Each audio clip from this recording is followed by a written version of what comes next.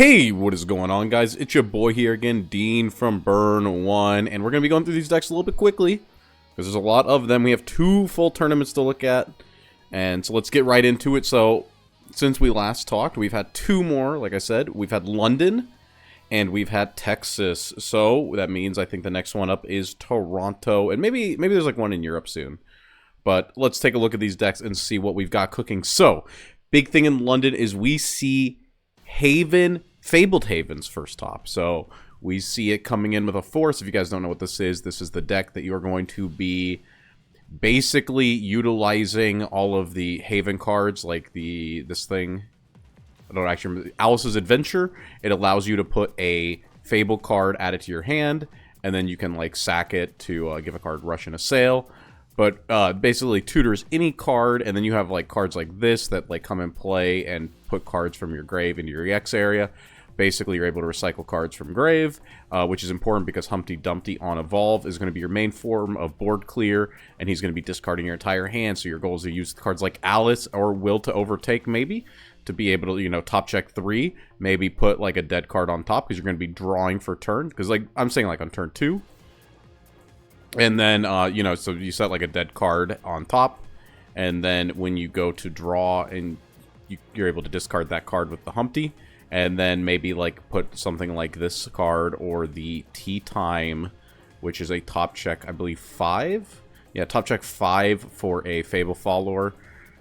Basically, you're able to stack that for after the Humpty, so that way you can like keep up hand if you do that in the early game. And then cards like Dark Offering to be able to remove our amulets that kind of are heavy on the board. 1 mana is an easier way to get rid of them than paying 2. And it's a little bit extra health, you know, for reach. All in all, a pretty solid deck. It's a definitely, I think this is better than the Forest deck after some testing. Next one up, congratulations, by the way, to this team. Skattenstrof. You know, I can't say that.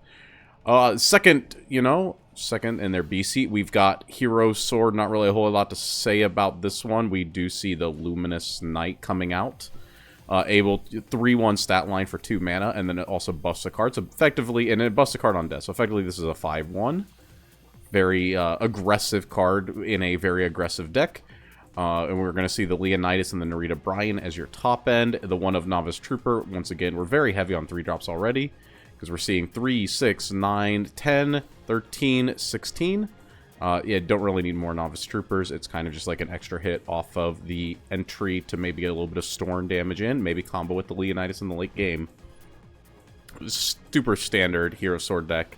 Luminous Knight's a nice deck, though. We see Dragon once again coming out being probably the best deck.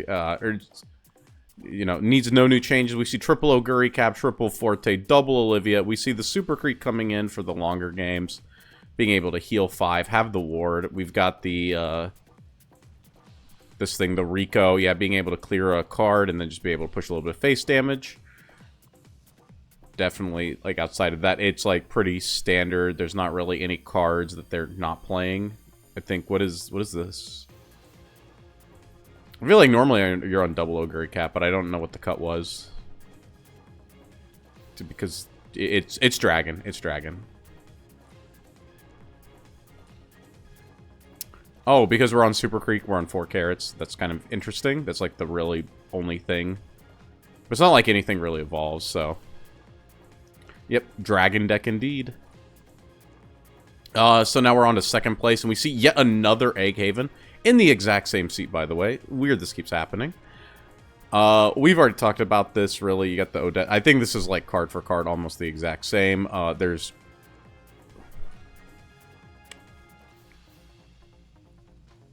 This one's on this yeah, I'm sorry, I'm going to say it.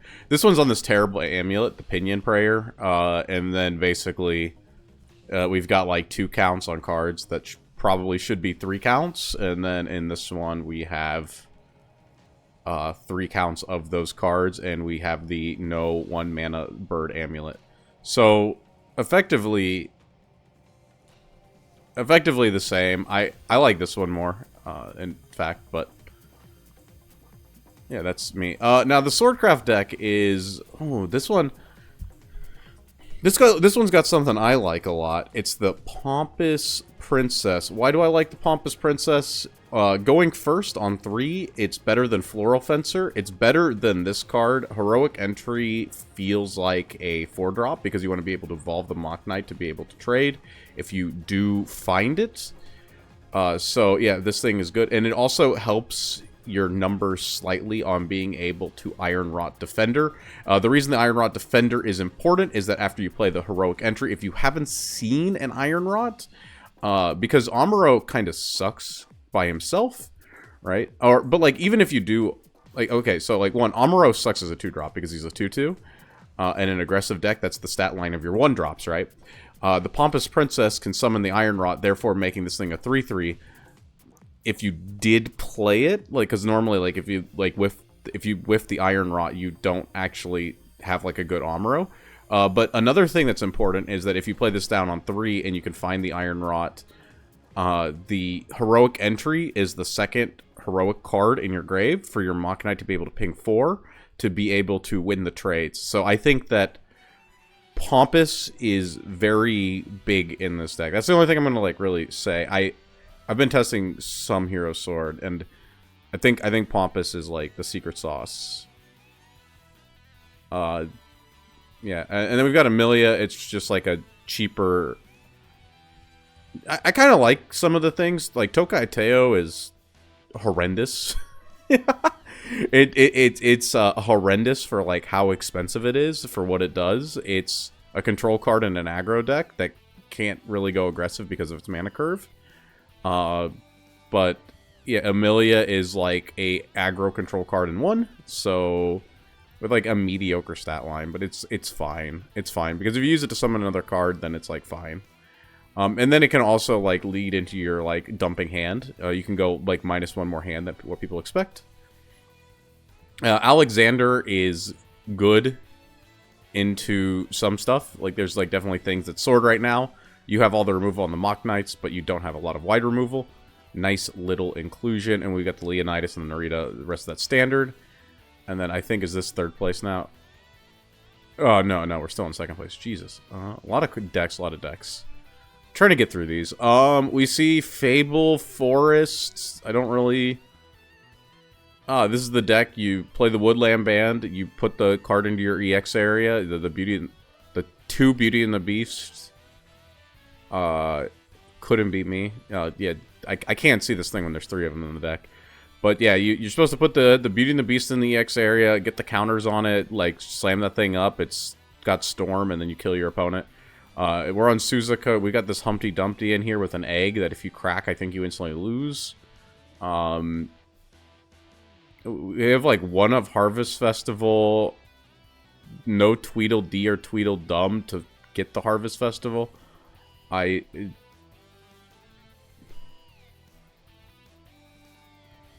sorry. I don't think this one's the sauce. I don't think that one's the sauce.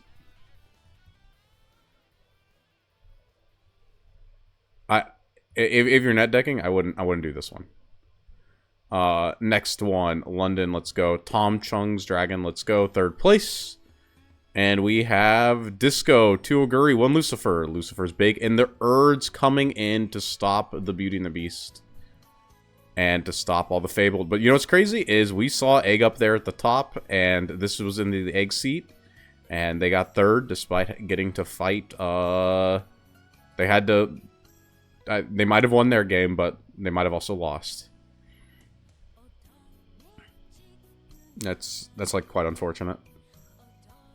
Lucifer is like good into egg, and then the Urd is good into egg. So like I don't know, maybe the Urd just like wasn't enough, or maybe just dragon problems where like you sometimes have bad hands. Mocha's Corner, Uma Musume. Let's see what we have here. It's Uma. This is Uma. This thing we're actually respecting. I don't know what we're respecting with this thing. You can randomly cripple like the Egg Haven pile by like getting rid of their amulets after they've dumped their hand, because like if they have like the tea time on board, they're gonna try to use that to recycle. You can pop the tea time, and then you can also pop the Leonidas amulet. Not a lot of decks are playing the outs 2 of the kill spell, which is going to get online faster thanks to the Rice Shower. And 1 of Nice Nature is because it kills old man, or it kills swordsman, I guess. I don't know. And then it like hits a card out of the hero follower's hand.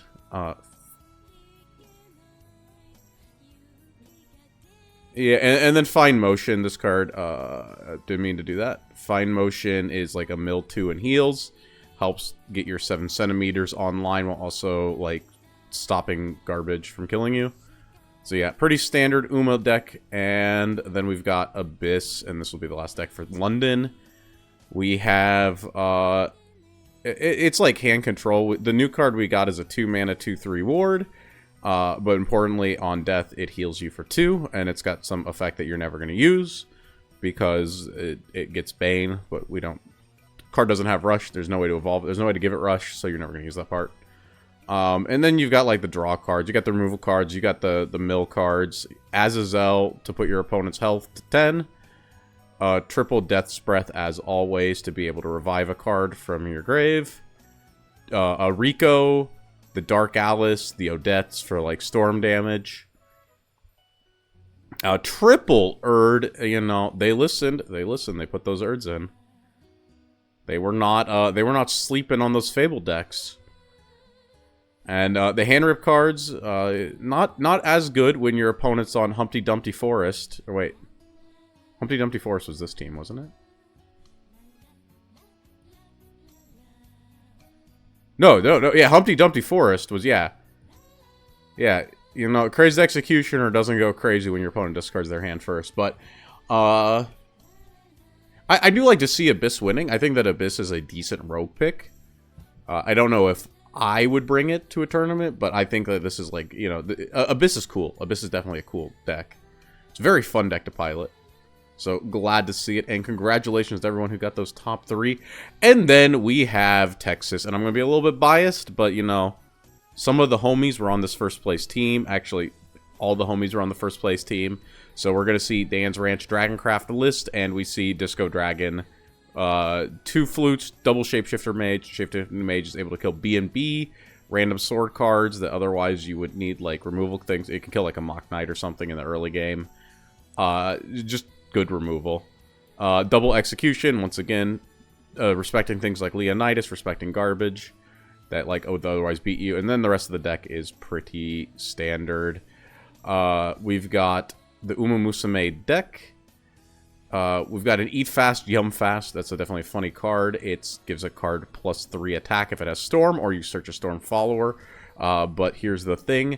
1, deck is max rarity. 2, Die with Scarlet plus triple spell gives card Storm, but additionally Silent Suzuka has Storm, so you're able to make this thing not have 5 attack, but up to 8. And that's definitely a huge jump, or you have cards like the Saiyan Sky already definitely a menace, like when it gets to live, and just getting that giant reach off of, like, you know, being able to pump it with this Eat Fast, Yum Fast is definitely powerful. And of course, we can also give any card Storm with the Encroaching Heat, as always. Now, this one I don't actually know. Oh, wait, yeah, I do. This card was in my Armed Dragon deck. This thing gives a card +1/+1. Basically, it's a 4/4, but then it can buff like a Saiyan Sky that was on the board earlier. Just another thing to help like your things become a lot more annoying to deal with. And other than that, I don't think there's anything too spicy. What is this thing? Is this thing like when you race, you get to grab a card out of grave? Yeah. Yeah, other than that, pretty standard. I mean, well, you know, outside of the Eat Fast, Yum Fast, the triple Suzukas, and the buff card, and then the Eat Fast, Yum Fast. So, you know, there's like quite a few different things. There's like 8 different cards than normal. And then we have Swordcraft. Definitely, this is probably one of the best decks to hand somebody. We've got Amelia here. Once again, I do like this. It's better than Tokai Teo. We see no Tokai Teo. Once again, the trap is there. It's just a terrible. I legitimately think it's a terrible card after playing. The more I played and feel it in my hand.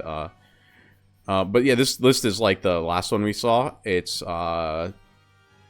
you know, it's got this. Amelia, it's got the Alexander for the board clear, it's got the Narita Brine, it's got the Leonidas, and then it's got good stuff. I think the other deck had like a couple tech cards, and this one doesn't. This thing's just 3, 3, 3, 3, 3, 3, 3, and then like a couple, like 4 different one-ofs. One of which is Albert, who, you know, I don't think Albert's that good, but that's fine. He's not actively bad like Tokai. And yeah, congratulations to the boys on taking it down. I know Sam was one of the grinders, and it's nice to see him being rewarded for that. Next up, we have Bolt on 7, and we have another Uma Musume deck, and we have Smart Falcon in the Uma deck. But no real way to build a board. What's going on here? Okay. I'm not the biggest fan. Oh, wait. We got the... We have triple... Oh, my God. Dear Jesus Christ. What? Triple Gold City. Triple Top Gun. What the... What's going on? What is the... Sakura Chiono. Give a +1/+1. Yeah, this is the salvage one. Okay. What is, like...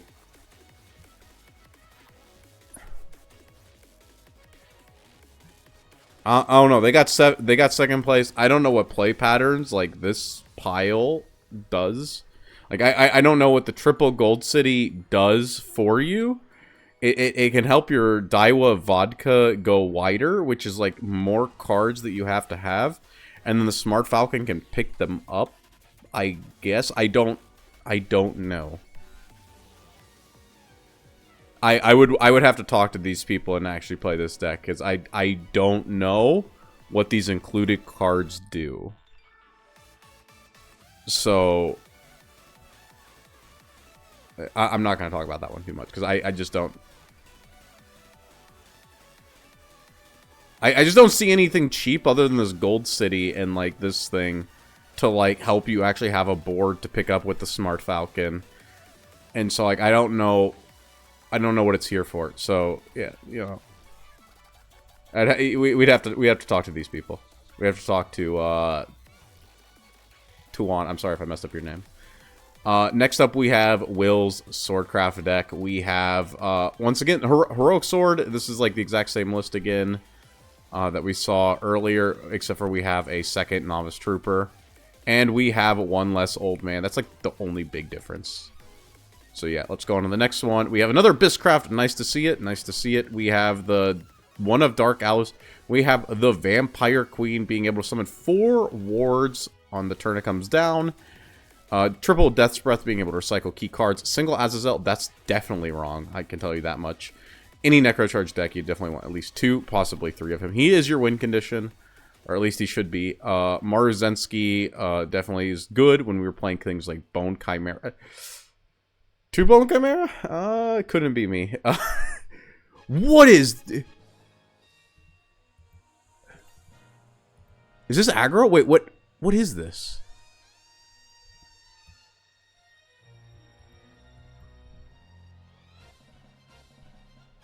Is it still second place?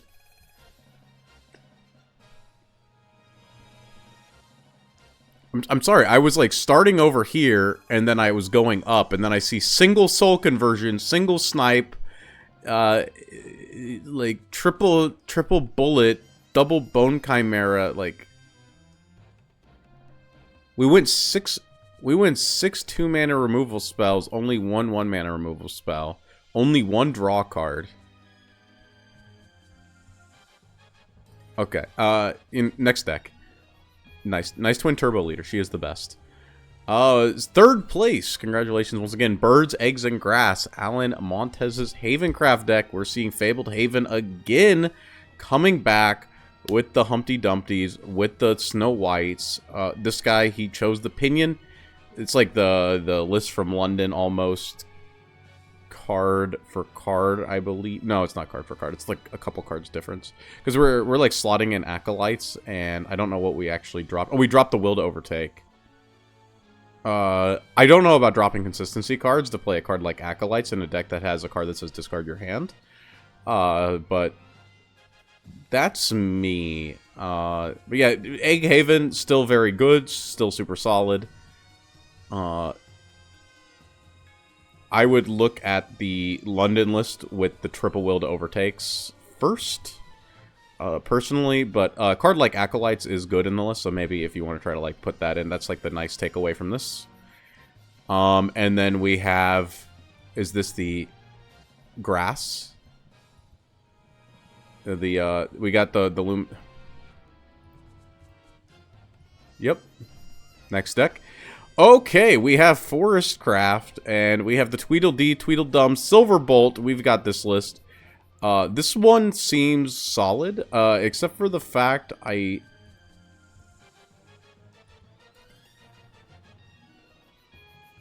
the only thing I would like to see is a Rose Gardener over an Ischen Flash. I think that's like a slightly better card in a lot of situations, especially with a card like Silverbolt. But we have the Marvelous Sunday, right? Like, we got the heal, we got the Tias for going wide, we got the Suzukas for the damage, and we have the Silverbolts for the just, like, over-the-top burn, and the Ricos, of course, for low hand commitment damage pushes that also can clear 2 bodies.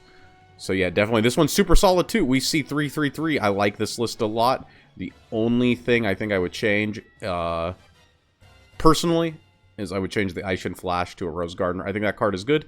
It just feels like people overvalue the carrot, I think, a little bit, is the only thing. But, yeah, definitely, you know, congratulations once again. Birds, Eggs, and Grass for, you know, your top 3. And congratulations to everyone who topped in this. And, yeah, hopefully we can get some more decks, and we keep seeing the meta grow. It's definitely interesting to see some of the new stuff pop up finally, like Abyss. And until next time, this is Dean signing out.